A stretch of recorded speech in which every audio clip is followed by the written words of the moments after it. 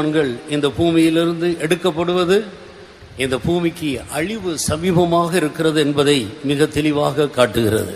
Righteous men being caught up from this earth denotes very clearly that this world is awaiting a judgment or destruction. Sodom கொமோராவிலே நீதிமான்கள் எல்லாம் ஆண்டவருக்கு பயந்தவர்கள் போன பிறகு கடைசியா லோத்து குடும்பத்தை சேர்ந்த 4 பேர் மட்டும் இருந்தார்கள். அந்த தேசம் அழிவுக்கு வந்தது.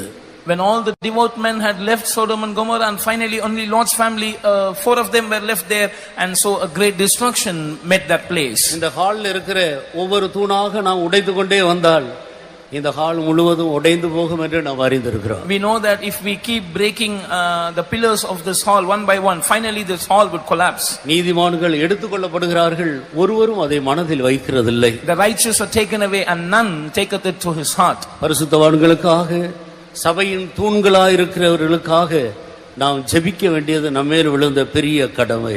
It is our responsibility and duty to pray fervently for the saints of God.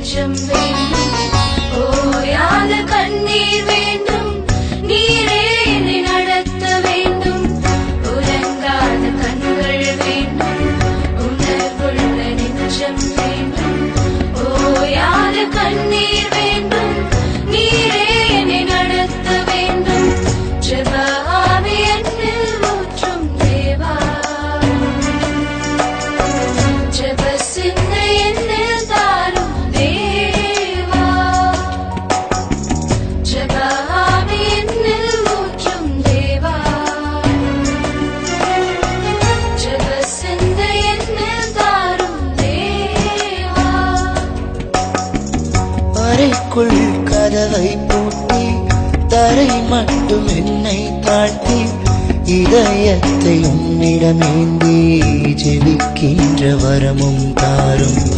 அறைக்குள் கதவை பூட்டி தரை மட்டும் என்னை தாழ்த்தி இதயத்தை உன்னிடமேந்தி ஜெபிக்கின்ற வரமும் தாரும்.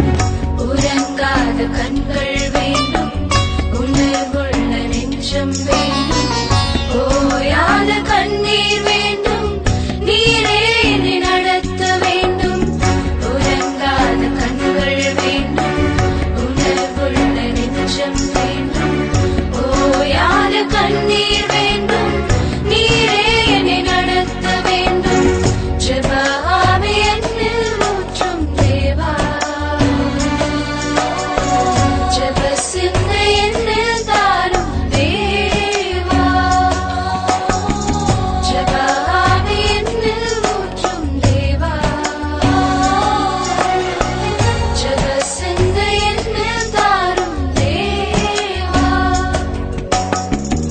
அதிகாலை விழிப்பை தாரும், ராக்கால தரிசனம் தாரும், ஆத்தும பாரம் தாரும், திறப்பிலே நிற்கவும் வேண்டும். அதிகாலை விழிப்பை தாரும், ராக்கால தரிசனம் தாரும், ஆத்தும பாரம் தாரும், திறப்பிலே நிற்கவும் வேண்டும்.